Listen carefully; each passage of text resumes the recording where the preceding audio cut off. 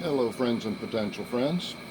I haven't been showing any of my seed starting routine, mainly because a lot of people are doing that, showing them putting seeds into dirt, and I just find that's not all that exciting. What I want to see is green. So I brought you out to the lab this morning to take a look at what I've been up to. I started putting seeds in the ground, or in these cups, back first week of February. Some of the seeds I put into the dirt directly, some I put in, all the peppers I put in paper towels to germinate, and then once the seeds started germinating I brought them out here and put them in the cups. So let's take a look at what we've got going so far. Starting back left, I've got Praxis cherry tomatoes. I planted 6 seeds directly in the cups, 1 seed in each cup, and the first 5 came up within about a week. The one in the left center, this guy here, had me worried a little bit because that one took about 2 weeks to come up. But grand total, I've got 100% germination on the Prax cherries that I got from Ray's Little Shop of Seeds. So far I think I'm batting 1,000 on seeds from his shop. And in case you missed it, the Citystead did a clip on his seed shop a week or 2 ago as part of his series of spotlighting heirloom seed companies. And I strongly endorse him. I'll put a link in the description for that, how to get to his seed shop. The rest of these on the left are different varieties of basil. I've got lemon basil, 4 cups of those. Cinnamon basil, it's doing pretty good. I'm going to have to separate some of these. Far back we have Thai basil.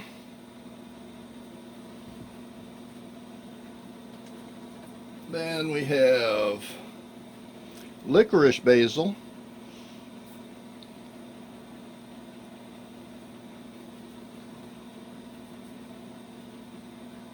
And here we have lime basil. Now I'm having trouble with the lime basil. So far, of 4 cups, only 2 of them have broken ground, and they're staying real tiny. I noticed when I planted some of these seeds for the winter crop that they were pretty slow about growing too. But I'm going to keep babying those and see if I can get something out of them. And then of course I've got over here my, I guess now it's probably approaching an 8-year-old basil. This is the same plant that I've been taking cuttings from every year. And I've kept this plant growing continuously for almost 8 years now. And then we get into some of the peppers. Now the peppers that I have out here are a mishmash. I'm going to have to look at the tags on all of them to figure out what they are, because basically these I sprouted in paper towels, and I would just bring them out when some of them germinated. I'd bring them out, put them in the cups, and put them pretty much wherever I had room at the time. But I've got lemon habaneros, Jimmy Nardello peppers, another lemon habanero, another Jimmy Nardello, Tabasco.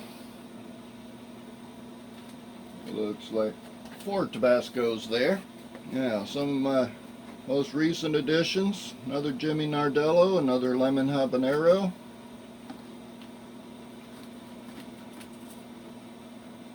another Jimmy Nardello. Here's one I'm thrilled about. Raised no heat habanero. He calls it the habanada. It's supposed to have all the flavor of a habanero, but without the heat. I'm looking forward to that one. And there's another of those. And that's another. And that's another. So I got 4 of those. That one's not doing real well, it looks like. But we'll see how that turns out. And let's get back here to the back. Red Marconi.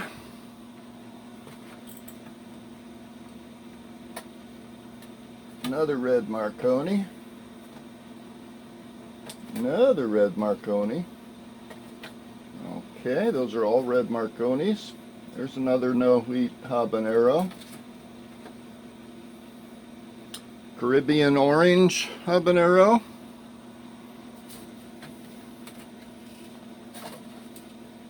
Another Caribbean orange. And another Caribbean orange. Now I'm not going to pull those ones at the very end back. Those are all also peppers. The reason I'm not going to pull those peppers is because I have a little friend here with me. I hope you can see him. He moved into the lab a couple days ago. Little brown lizard. He's my untrained attack lizard. He's trying to keep the place free of pests. I talk to him when I come out here. He doesn't seem particularly worried about me. I've actually been able to water the pot that he's sitting on while he's sitting on it without him rushing off. Of course, if I try to pick him up or something, he's going to take off. For now, I'll let him hang out in here. Hopefully he finds enough bugs to eat and keeps the bugs off of my seedlings. But I do have seedlings coming along. Some of them will start going outside before too long. And I've got a sneaky feeling that a lot of these are going to wind up in pots.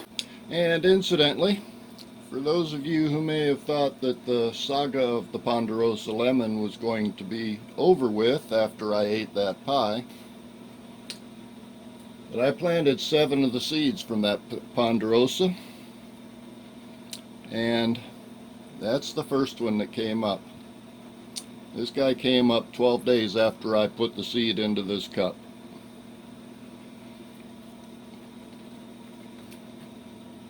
And a couple days later, 2 more came up.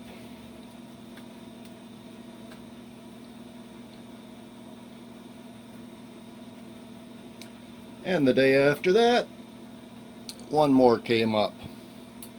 So, in a 2-week period from the time I planted those seeds, I've now got 4 of them above ground. 3 of them I'm still waiting on. They're liable to show up any day now. So, the saga of the Ponderosa lemon continues. And now, for the reason that most of those seedlings are going to wind up in pots, is because my winter garden is still growing.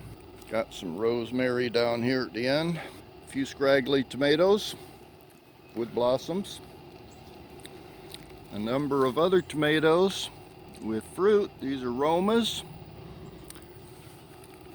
and they've got fruit all over them, as well as more blossoms. Lots of Romas coming on here. And down at the end here, I've still got my what's left of the Amish paste. They've been trying. They've been in the ground since October. This end of the bed doesn't get as much sunlight as the other end, so they're kind of struggling. But they do still have a few blossoms on them, as well as 1 or 2 tomatoes. Now, my hope for some place to put my seedlings is this center bed.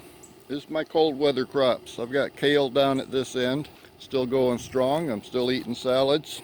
A few Swiss chard. Then we have some more lettuce, leaf lettuce. That's been the bulk of my salads all winter. There's an empty spot. I could put a few seedlings in there. Probably some peppers. And then I have a few more Romas over here that I didn't have room for in the first bed. One of my rogue sweet potatoes. It's been growing all winter. And then my cilantro bed. I harvested the cilantro last week, and now this is just going to seed. And I hope to gather some seeds from it. Down in this bed, I've still got tomatoes forming and trying to ripen up. They're looking a little bit worse for wear because we've had some pretty windy conditions recently. But these are my delicious beefsteaks, and they're still producing. I see a few blossoms here and there. That one looks like it's starting to turn. Not very big, but they are tomatoes. A few more over here on this bed, as well as, or on this plant, along with a few more blossoms. Then we get into my, oh, there's another of my rogue sweet potatoes down there in amongst the mustard greens. The mustard I've been trying to leave alone so that it can start growing bigger. Same with the collards down here at the end. Trying to give them a break from my salad bowl so they'll put a little size on them. And I keep talking about that Ponderosa lemon. This is the tree it came off of. There's another lemon over in the background there. What thrills me the most about this is this thing, a week after, actually 9 days after I picked that lemon, it started popping out blossoms all over the place. And there's a honeybee coming to visit. There are blossoms everywhere on this thing. And quite a few honeybees too. But as you can see, blossoms everywhere. Looks like spring might be coming. And there's the next candidate for a pie, though that one's not growing very fast. Now, what's going on in the rest of the garden? In here I planted some store-bought potatoes that started growing in the kitchen. And as you can see, they are now growing in the raised bed. I still have my 2 datel peppers, and they're putting on more blossoms. I've been picking all the peppers off of them pretty regular. These guys have been growing for quite a while. This particular one I think has been in the ground here for 2 years now. Here I've got sweet potatoes that I've put in the ground to produce slips. Nothing coming up yet. And the same thing over here. More sweet potatoes for slips. And that sweet potato in the corner, that was a leftover from last year. Just kept on growing here, so I left it in here. Got one fig that still has leaves on it. The blueberry is still hanging in there. Pineapple plantation is still coming along nicely. Got some more rosemary over here. My horseradish. And as you can see here, mulberry. It's got leaves all over it. Not only that, it's trying to grow mulberries. I'm going to have to pick those off of there so that it puts its energy back into producing leaves. And my elderberry's still hanging in there. Down on the ground we have last year's lemons from seeds, a couple of loquats, that one poor papaya. My gardenia bush still doing pretty good. More rosemary over here under the lemongrass. Got 3 pots here that I put ginger in. And 3 pots down here that I put turmeric in. Those won't be coming up probably for a couple months still. Aloe finally dropped all the flowers off of its stalk, so I'm waiting to see what it does with that. So you can see my dilemma. That's where my spring crop has to go, or should go. But the winter crop just doesn't want to give up the space. I'll be able to put a few plants in amongst the tomatoes and in a couple of other bare spots. And more than likely the cool weather crops, the lettuces and kale and things, will start giving it up before too long, and I'll be able to use the space they're in. But I am preparing to have a lot of peppers in particular in containers this year. Either that or I've got to build some more raised beds. In any case, I hope you enjoyed it, and I'll see you on the next one.